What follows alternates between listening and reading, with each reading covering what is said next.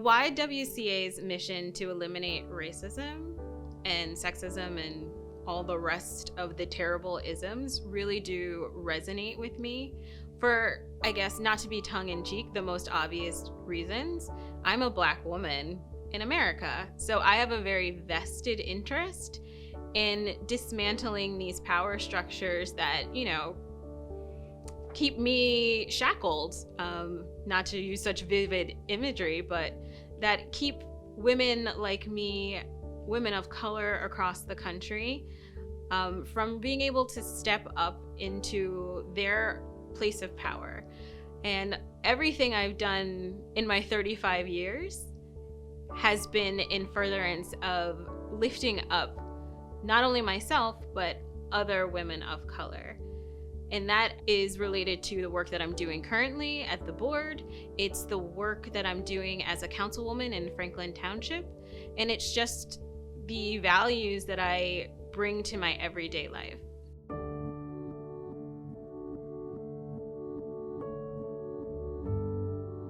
I would definitely have to say that the woman in my life that got me to where I am today would be my mother. So I lost my mother to cancer in 2011.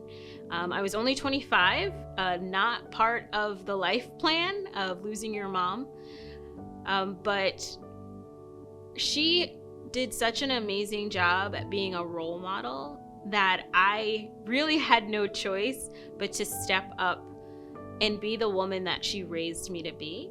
So ever since I lost her, I've been living my life as proof that she gave so much to me, and I'm kind of just bringing her energy and her love into the world through my actions. I've been able to achieve so much since losing her, and I'm not able to celebrate with her in that real tangible way. So I do it's bittersweet.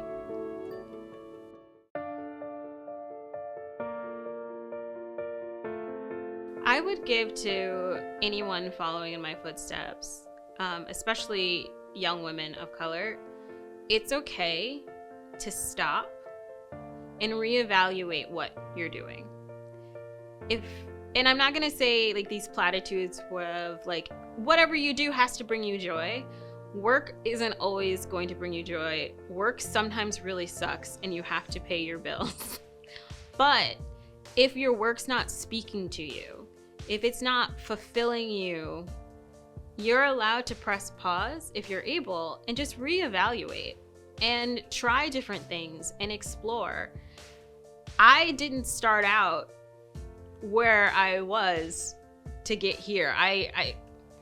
Listen, I was supposed to be a doctor of psychology and work in some private practice, and that's really valid and really great if that's your mission, but sometimes you just have to be open because the stream of life will take you in a completely different direction, and you might find so much value and validity in yourself by just kind of doing what feels right. And a lot of times there's this pressure to conform, and there's this pressure that you have to follow this path, this one path laid out for you. That's not necessarily the case. So be open to being flexible and surround yourself with people that are going to support that and support that flexibility and let you grow, and will also support you if you stumble. Because even if you fall, that's not the end of the road. That's an opportunity to learn and get back up. So that's always my advice. What you think your plan's gonna be might not actually be. So be flexible and be open.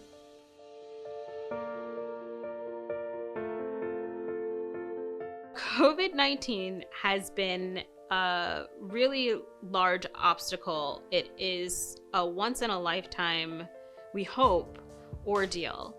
And in every sphere of my life, it has impacted me greatly. It impacts me as a councilwoman on how we keep our residents safe, how we provide testing, how we give them the information they need so they can maintain their safety and their well-being. On the government level, it's also a responsibility to people in making sure that they're safe. But the scale is just a lot larger and different. And just personally, just dealing with my own safety and my own isolation, and how do I keep my family members safe, especially the elderly ones.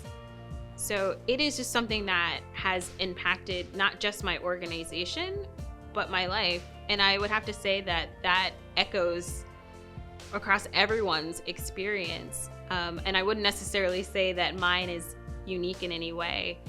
I'm in the business of people and assisting people and of service.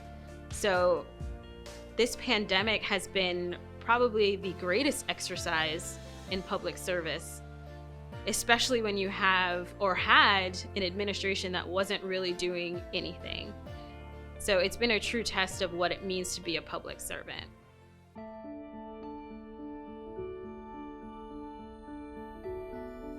I plan to continue the mission of WhyWCA by keeping myself accountable and keeping myself moving forward. For me, being in elevated spaces and spaces of power and using my voice to speak truth to power is how I can work to dismantle racism and sexism. For me, it's really critical that I speak honestly about the things that impact Black and brown people and other people in marginalized communities.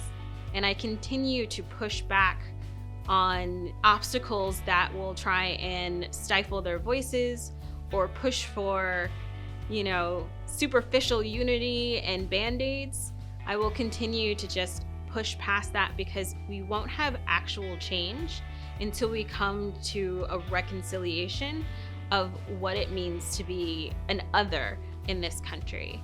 And additionally, more personally, I feel like I also have a responsibility to constantly look back and pull up another woman of color with me. So as I ascend, and I hope to continue to ascend, the vacancy that I leave, I should be pulling someone up to fill it and giving another woman an opportunity to serve, because I can't succeed unless we all succeed. And there's a quote that is often, I think, attributed to the Black Panthers that I always really think of, and it resonates. I'm not free until we're all free. So for me, I have a responsibility to look forward, but also look behind and extend a hand to pull up someone behind me.